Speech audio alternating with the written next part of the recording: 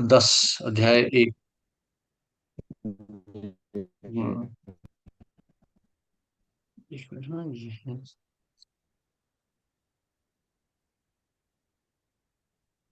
हम्म, अपर्याप्तम तदस्माकं अपर्याप्तं अपर्याप्तं तदस्माकं तदस्माकं बलं भीष्माभिरक्षितम् बलं बलं भीष्माभिरक्षितं भीष्माभिरक्षितम् पर्याप्तं त्वइदम् एतेषां पर्याप्तम त्रिदम पर्याप्तं येषाम् तेषां द्विरेयेषां बलं भीमाभिरक्षितम्।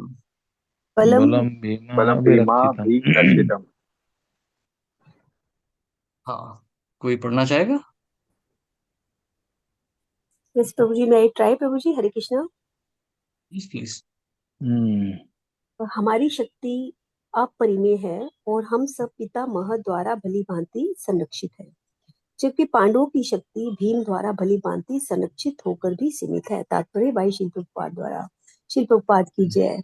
यहाँ पर दुर्योधन ने तुलनात्मक शक्ति का अनुमान प्रस्तुत किया है। वह सोचता है कि अत्यंत अनुभवी सेना नायक भीष्म पितामह के द्वारा विशेष रूप से संरक्षित होने के कारण उसकी सशस्त्र सेनाओं की शक्ति अपरिमेय है। दूसरी ओर पांडवों की सेनाएं सीमित हैं, क्योंकि उनकी सुरक्षा एक कम अनुभवी नायक भीम द्वारा की जा रही है, जो भीष्म की तुलना में नगण्य है। दुर्योधन सदैव भीम से ईर्ष्या करता था, क्योंकि वह जानता था कि यदि उसकी मृत्यु कभी हुई तो भी वह भीम के द्वारा ही होगी, किंतु साथ ही उसे दृढ़ विश्वास था कि भीष्म की उपस्थिति में उसकी विजय निश्चित है, क्योंकि भीष्म कहीं अधिक उत्कृष्ट सेनापति हैं। वह युद्ध में विजयी होगा, यह उसका दृढ़ निश्चय था। हरे कृष्णा प्रभु जी, थैंक यू सो मच। हरे कृष्णा।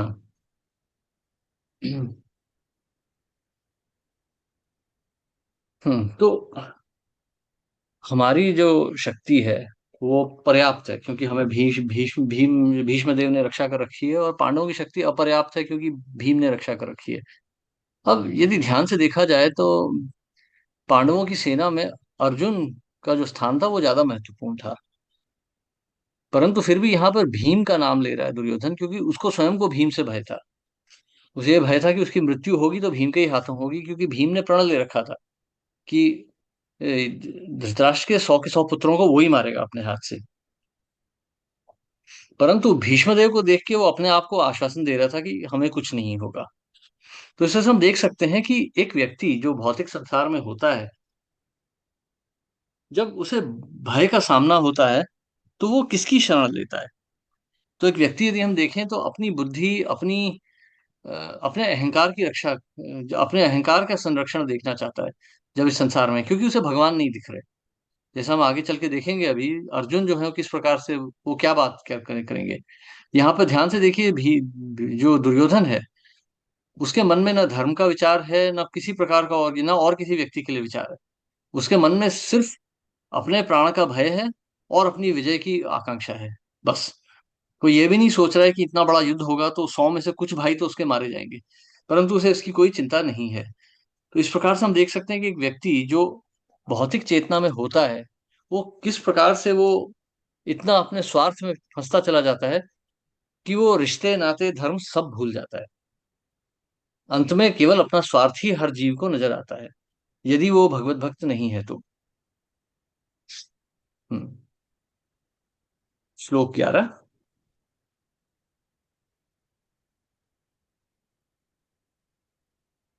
अयनेषु च सर्वेषु अयनेषु च सर्वेषु यथा भागम अवस्थिता यथा भागम यथा भागम् अवस्थितः भीष्मम् एवाभिरक्षन्तु भीष्मं भागम् भीष्मम् अवस्थितम् तम् एवाभिरक्षन्तु एवाभिरक्षन्तु भीष्मं भवन्तः सर्व एव हि। भवन्तः सर्व एव हि। भवन्तः सर्व एक ही। हाँ, कोई पढ़ना चाहेगा? मैं पढ़ूँ आप प्रभु जी, हरे कृष्णा। हाँ, हाँ पढ़िए। हरे कृष्ण। अतः एवं सैन्य व्यूह में अपने अपने मोर्चा पर खड़े हो रहकर आप सभी भीष्म पितामह को पूरी पूरी सहायता दे।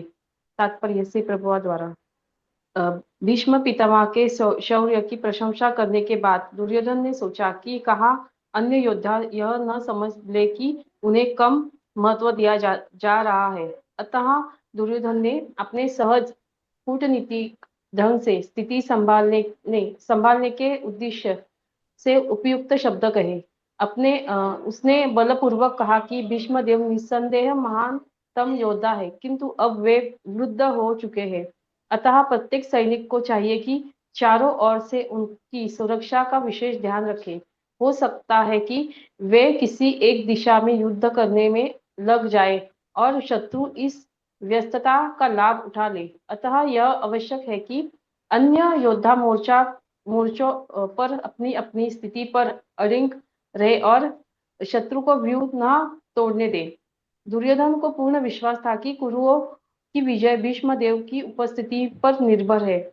उसे युद्ध में भीष्मदेव तथा द्रोणाचार्य के पूर्ण सहयोग की आशा थी, क्योंकि वह अच्छी तरह जानता था कि इन दोनों ने उस समय एक शब्द भी नहीं कहा था जब अर्जुन की पत्नी द्रौपदी को असहाय अवस्था में भरी सभा में नग्न किया जा रहा था, और जब उसने न्याय की भीख मांगी थी, जहां यह जानते हुए भी कि इन दोनों सेनापतियों के मन में पांडवों के लिए स्नेह था।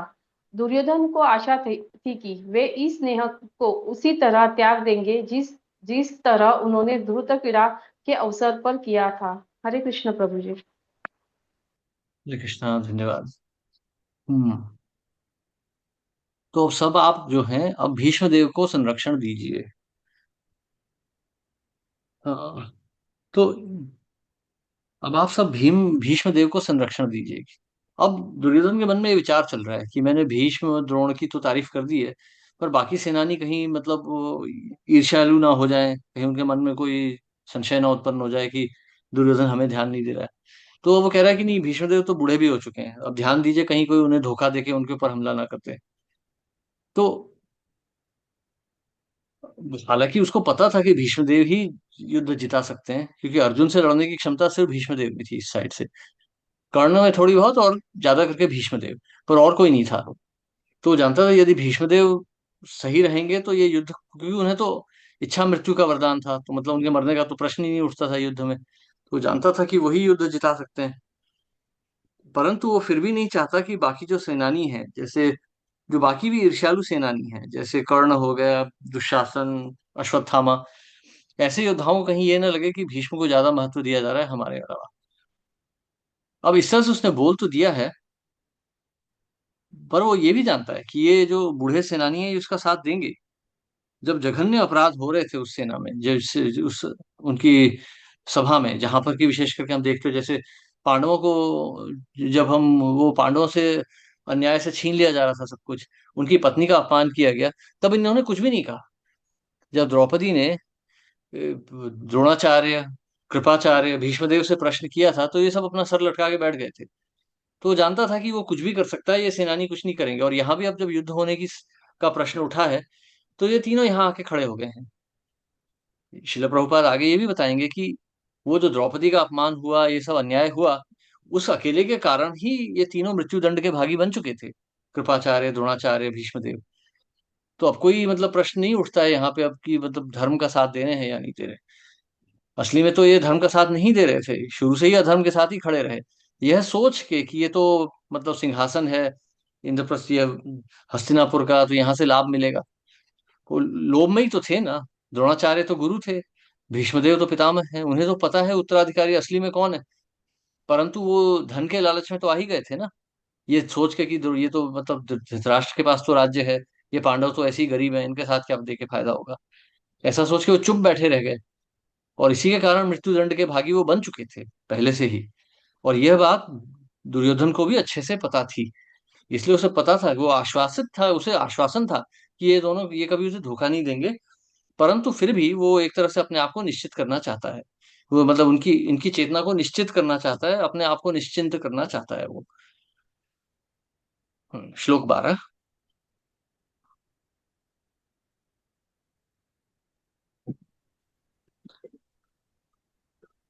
तस्य संजनयन हर्षम तस्य तस्य सज्जनम संजयनेन संजनय हर्षम् हर्षा कुरु वृद्धः पितामहः वृद्ध वृद्ध पितामहः पितामह सिंहनादम विनद्योच्चय सिंहनादम नादम विनय सोचे शंख दद्मौ प्रतापवान। शंखम दम्भो दद्मौ प्रताप प्रतापवान। कोई पढ़ना चाहेगा? पढ़ू प्रभु जी। हाँ पढ़िए। हरे कृष्ण। तब कुरुवंश के वयोवृद्ध परम प्रतापी एवं वृद्ध पितामह ने सिंह गर्जना की सी ध्वनि करने वाले अपने शंख को उच्च स्वर से बजाया, जिससे दुर्योधन को हर्ष हुआ। तात्पर्य शिला प्रभुपाद जी द्वारा कुरुवंश के वयोवृद्ध पितामह अपने पुत्र दुर्योधन का मनोभाव जान गए और उसके प्रति अपनी स्वाभाविक दयावश उन्होंने उससे प्रसन्न करने के लिए अत्यंत उच्च स्वर से अपना शंख बजाया, जो उनकी सिंह के समान स्थिति के अनुरूप था। अप्रत्यक्ष रूप में शंख के द्वारा प्रतीकात्मक ढंग से उन्होंने अपने हताश पुत्र दुर्योधन को बता दिया कि उन्हें युद्ध में विजय की आशा नहीं है, क्योंकि दूसरे पक्ष में साक्षात भगवान श्री कृष्ण है। फिर भी युद्ध का मार्गदर्शन करना उनका कर्तव्य था। इस संबंध में वे कोई कसर नहीं रखेंगे। हरे कृष्ण प्रभु जी। हरे कृष्ण। अब भीष्म देव की जो अवस्था है ना, वो थोड़ी सी अलग है। भीष्म देव की परिस्थिति, यदि भीष्म देव के बारे में हम ज्यादा जानना चाहते हैं तो श्रीमद् भागवतम में इसका वर्णन आता है। भीष्म देव नारायण के भक्त थे, गंगा पुत्र भीष्म, और उनका स्वरूप यही था। उनकी एक बहुत हृदय की इच्छा थी कि भगवान के साथ युद्ध किया जाए। भगवान चाहते थे उनके साथ युद्ध हो, इसलिए उन्होंने इस प्रकार से अधर्म का साथ दिया था, ताकि वो अपने स्वरूप को सिद्ध कर सकें, वो भगवान के दर्शन प्राप्त कर सकें योद्धा के रूप में युद्ध करते हुए। इसलिए उन्होंने अधर्म का साथ दिया और वो अब इस यहाँ पर खड़े हैं। इसलिए उन्हें ये भी पता है कि इस युद्ध में अब उनके समय का अंत होने वाला है। उन्हें पता है कि यहाँ पे अब धर्म की स्थापना होगी, पूरे कुरुवंश का नाश होगा, इसलिए वो यहाँ पे खड़े हैं। अब वो जो शंखनाद कर रहे हैं, सिंहनाद जो हो रही है, वो लक्षण है कि अब मृत्यु निश्चित है। परंतु परंतु वो ये भी आश्वासन देना चाहते थे कि वो इसमें कोई प्रयास छोड़ेंगे नहीं, वो भरसक प्रयास करेंगे इस युद्ध में लड़ने का। हालांकि इस युद्ध में जो जो पराजय है वो निश्चित है, मृत्यु निश्चित है, परंतु वो अपनी तरफ से कोई वो जो प्रयास है उसको कम नहीं करेंगे। वो पूर्ण प्रयास लगा देंगे इस युद्ध को लड़ने में। हाँ, श्लोक 13।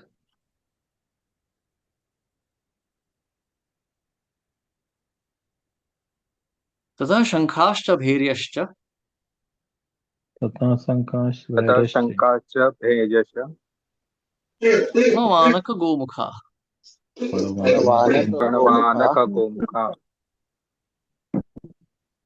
सहसैवाभ्य हन्यन्त सहसैवाभ्य हन्यन्त सशब्दस्तुमुलोऽभवत्।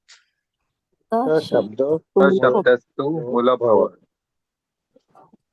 तत्पश्चात शंख नगाड़े बिगुल तुरही तथा सींग सहसा एक साथ बज उठे। वह संवेद स्वर अत्यंत कोलाहल पूर्ण था। ततः श्वेतैर्हयैर्युक्ते तथा श्वेते हरे युक्ते बहुत महति संदने स्थितौ श्वेतर हविते मति संदने स्थितौ महति सुन्नि सुतौ माधवा पांडवाश्चैव माधवा पांडवाश्चैव शैव दिव्यौ दिव्यौ शंखौ प्रदद्मतुः। यो शंखौ पदद्मतौ। दिव्यो संतु कोई पढ़ना चाहेगा?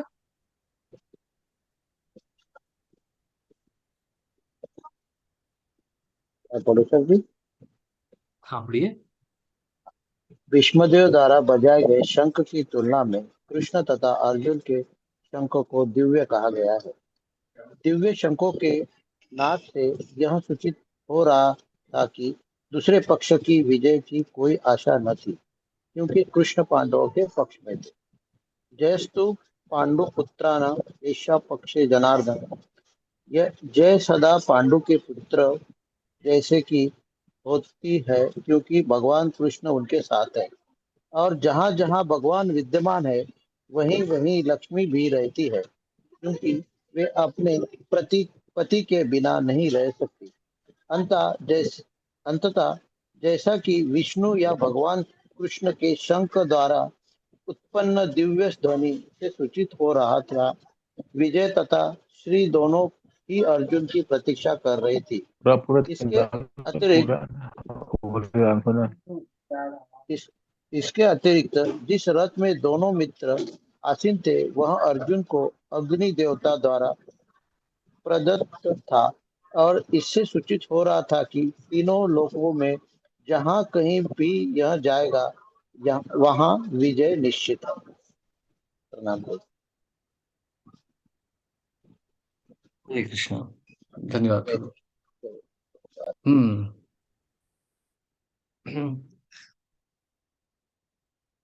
तो यहाँ पर जो है दिव्य शंख शब्द का प्रयोग किया गया है। तो जो दिव्य है उसकी तो कभी पराजय हो ही नहीं सकती। दिव्य कैसे पराजित हो सकता है कभी। वैसे ही यहाँ पर भगवान श्री कृष्ण स्वयं है, और जहाँ भगवान श्री कृष्ण है वहां नारायण है, मतलब वो तो स्वयं नारायण है। जहाँ नारायण है वहां लक्ष्मी भी होंगी। तो लक्ष्मी होंगी तो विजय तो वहां पर होनी ही होनी है। वैसे ही जो उनका रथ है वो भी अग्नि रथ है। तो यह रथ तो बस चारों दिशाओं में विजय प्राप्त कर सकता है। तो इस तरह से हम देख सकते हैं कि सारे विजय के लक्षण तो यहाँ पहले से ही प्रस्तुत हैं। तो जैसे ही यहाँ पे सारे जो उपस्थित लक्षण हैं इन्हें देख के हम समझ सकते हैं कि अर्जुन की पराजय के तो कोई शंका हो ही नहीं सकती। भगवान श्री कृष्ण स्वयं है ना। इसीलिए अंत में भगवत गीता का अंतिम श्लोक क्या कहता है? यत्र योगेश्वर कृष्णो यत्र पार्थो धनुर्धर तत्र शीर विजयोर्भूतिर ध्रुवा नीतिर मतेर्मम। जहां भी भगवान स्वयं है, जहां धनुर्धर अर्जुन है, वहां पे श्री होगी, वहां पे मतलब सब प्रकार की संपदा होगी, विजय होगी, और ध्रुव नीति अर्थात धर्म होगा। इसकी कोई शंका है ही नहीं। तो वैसे ही सारे विजय के लक्षण तो युद्ध के पहले ही यहाँ पर आ चुके हैं। परंतु फिर भी ये वार्तालाप जो आगे बढ़ेगा ये बहुत महत्वपूर्ण हो जाएगा। महाभारत केवल किसी युद्ध की कथा नहीं है। महाभारत केवल धर्म की विजय की कथा नहीं है। महाभारत धर्म की विधि की कथा है। धर्म की विजय तो होती ही होती है। धर्मम तो साक्षात भगवत प्रणीतम। जब भगवान स्वयं ही धर्म का प्रतीक है तो उनकी पराजय का तो प्रश्न ही नहीं उठता। धर्म की विजय तो अवश्य ही होती है। परंतु धर्म क्या है उसकी स्थापना इस भगवत गीता के शास्त्र में की जाएगी। हाँ, श्लोक 15।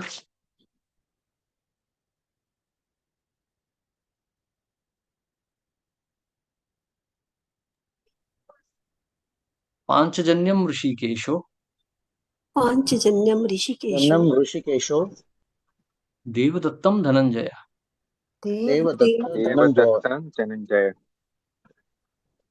पौंड्रम दधमौ महाशंखम पौंडम पौंड्रम दग्धो दद्मो महाशंखम महाशंखम भीमकर्मा वृकोदर। भीमकर्मा भीमकर्मा कर्मा मुकुदर। कोई पढ़ना चाहेगा?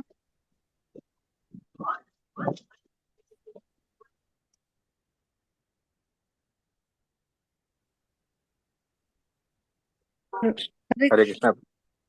हाँ, मैं पढ़ूं? माता ठीक है।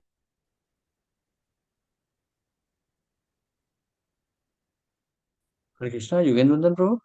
युगेंद्र बाबू आप पढ़ना चाहेंगे?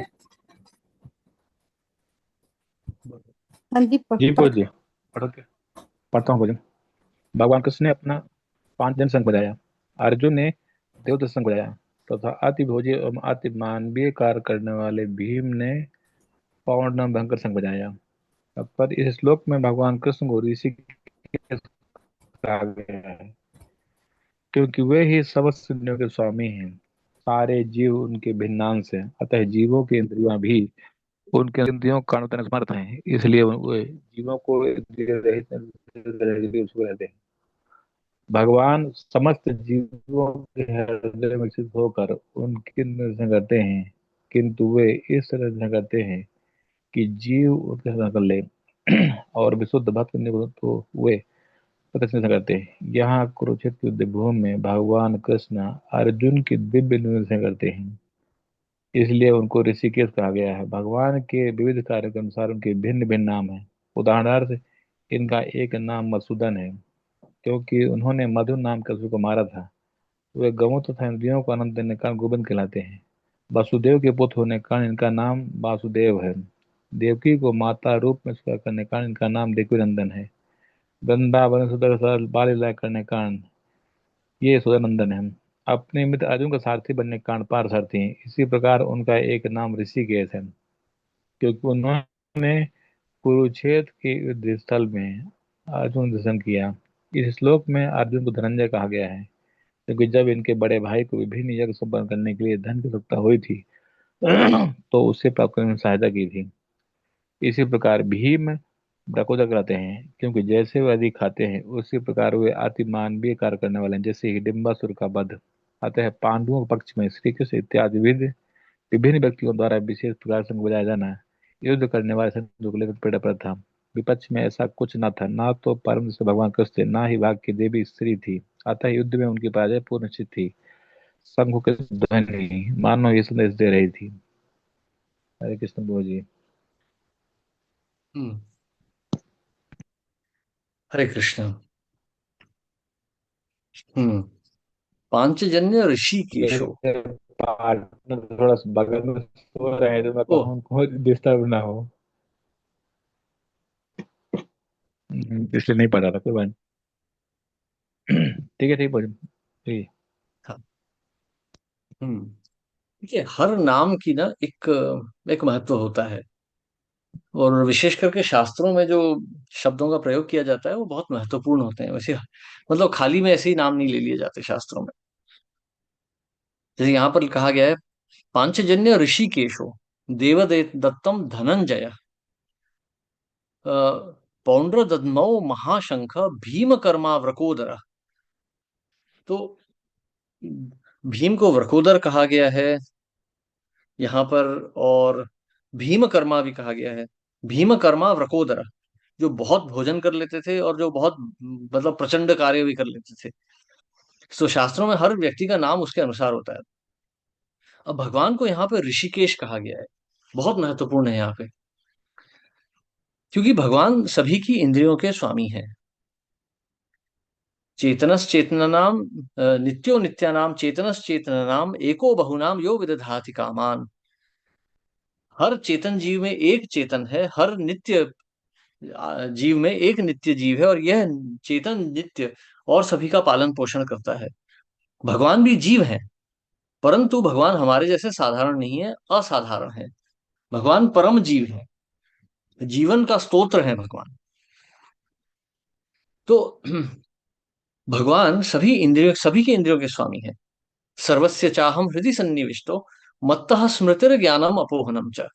भगवान कह रहे हैं, सर्वस्य चाहम हृदय सन्निविष्टो, हर जीव के हृदय में मेरा वास है, और ज्ञान और स्मृति और भूल जाना ये जो होता है ये सब मुझसे ही आ रहा है। तो हमें यदि बड़े बड़े जैसे नास्तिक होते हैं जिनको बड़े बड़ा अहंकार होता है कि हम तो बड़े वैज्ञानिक हैं, हम तो विज्ञान के रहस्यों को जानते हैं, हम संसार के रहस्यों को समझते हैं, तो ये चेतना भी, ये जो ज्ञान है ये भी भगवान से ही आ रहा है। वैज्ञानिक की बुद्धि भगवान ही दे रहे हैं, और जब समय आएगा तो इस बुद्धि को छीन भी लेंगे। मृत्यु के तत्पश्चात किसी जीव को याद नहीं रहता उसने क्या किया था। इस जन्म में भले ही वो बड़ा साइंटिस्ट आइंस्टाइन भी बन गया हो, अगले जन्म में फिर वो निपट अनपढ़ ही बन के पैदा होगा। उसे फिर से पढ़ाई शुरू करनी पड़ेगी। थोड़े बहुत संस्कार जरूर रह जाएंगे, परंतु ज्ञान समाप्त हो जाएगा, वो उसे फिर से प्राप्त करना पड़ेगा। तो इस प्रकार से यदि हम शास्त्रों को देखें तो उन्हें समझने का हमें प्रयास करना चाहिए। देखिए, भगवत गीता, भागवत या कोई भी हम शास्त्रों को पढ़ रहे हैं, उपनिषद वगैरह को पढ़ रहे हैं, तो बहुत ध्यान से पढ़ना चाहिए। इन्हें कथा कहा जाता है, पर ये कथा है नहीं। इन्हें ये शास्त्र हैं, इन्हें गहराई से पढ़ के अपने जीवन में उतारना चाहिए। हमें देखना चाहिए इनसे हमें क्या सीख मिल रही है, इनसे हम क्या समझ सकते हैं। तो यहाँ पर जो है, ऋषिकेश शब्द का प्रयोग बहुत महत्वपूर्ण है। भगवान सभी की इंद्रियों के स्वामी है। ऋषिक का अर्थ होता है इंद्रिय, और ऋषिकेश अर्थात जो इंद्रियों के स्वामी हो। तो भगवान हर संदर्भ में अलग अलग नाम से जाने जाते हैं। जैसे उन्हें माधव कहा गया है, क्योंकि वो लक्ष्मी के पति हैं, इसलिए वो माधव हुए। वैसे ही भगवान को मधुसूदन कहा गया है। अरिसूदन, मधुसूदन, क्योंकि भगवान ने शत्रुओं का नाश किया, भगवान ने मधु नाम के दानव का नाश किया, इसलिए वो मधुसूदन हो गए। वैसे ही भगवान का नाम है गोविंद, क्योंकि वो सबकी इंद्रियों को तृप्ति देते हैं। वैसे ही भगवान का नाम हो गया देवकी नंदन, क्योंकि वो देवकी के पुत्र के रूप में उत्पन्न प्रकट हुए। यशोदा नंदन, क्योंकि उन्होंने यशोदा को जो बाल्य लीलाएं हैं इसका आनंद दिया, इसलिए वो यशोदा नंदन हुए। पार्थ सारथी हैं, क्योंकि वो भगवान, क्योंकि उन्होंने अर्जुन का सारथी बनने का ग्रहण किया, सारथी बनने के स्थान को ग्रहण किया, इसलिए वो पार्थ सारथी हैं। तो इसी प्रकार से भगवान अपने संबंधों के नाम से जाने जाते हैं। भगवान को भक्त वत्सल कहा जाता है, अपने भक्तों से प्रेम करते हैं, इसीलिए अपने भक्तों के नाम से भी वो जाने जाते हैं। पार्थ सारथी, यशोदा नंदन, देवकी नंदन, नंद नंदन, वासुदेव, ये सारे नाम भगवान के हैं अपने भक्तों के संदर्भ में। तो हम समझ सकते हैं कि भगवान में अपने भक्तों के लिए हृदय में कितना प्रेम है। अब यहाँ पर वो, अब भगवान अब निर्देश देने जा रहे हैं अर्जुन को, इसलिए वो पार्थ सारथी भी हैं और वो ऋषिकेश भी हैं। अर्जुन ने धन अर्जित किया था, इसलिए वो धनंजय कहलाए, और भीम बड़े बड़े कार्य करते थे, इसलिए वो वृकोदर भीमकर्मा भी कहलाए गए हैं। हरे कृष्णा। किसी का कोई प्रश्न या टिप्पणी यहाँ तक हमने जो भी पढ़ा है?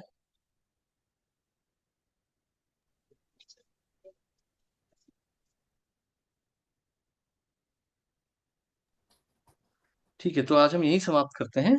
जब हम मंगलवार को मिलेंगे तो श्लोक 16 से आगे बढ़ेंगे। यहाँ से आगे हम देखेंगे कि अर्जुन किस प्रकार से अब तर्क देने जा रहे हैं। तो यदि आपकी इच्छा हो तो आप पिछले के ये 15 श्लोक पढ़ के आ सकते हैं, और चाहे तो आगे भी पढ़ सकते हैं। बहुत ही रोचक है ये प्रसंग, और ये बहुत महत्वपूर्ण है, क्योंकि यहाँ से भगवत गीता की शिक्षाएं अब शुरू होंगी। अब तक हमने देखा था कि एक व्यक्ति की रजोगुण तमोगुण में किस प्रकार की चेतना होती है, असुरी चेतना क्या होती है। अब हम दैवी चेतना देखने जा रहे हैं, जो भगवत गीता का संदर्भ या भगवत गीता की पृष्ठभूमि अब बनेगी। सभी का बहुत बहुत धन्यवाद। हरे कृष्ण। श्रील प्रभुपाद की जय। हरे कृष्णा प्रभु जी, दंडवत प्रणाम जी। हरे कृष्णा प्रभु जी, कृष्णा श्री प्रभुपाद की जय। हरे कृष्ण प्रभु जी, दंडवत प्रणाम। प्रभु जी। हरे कृष्णा प्रभु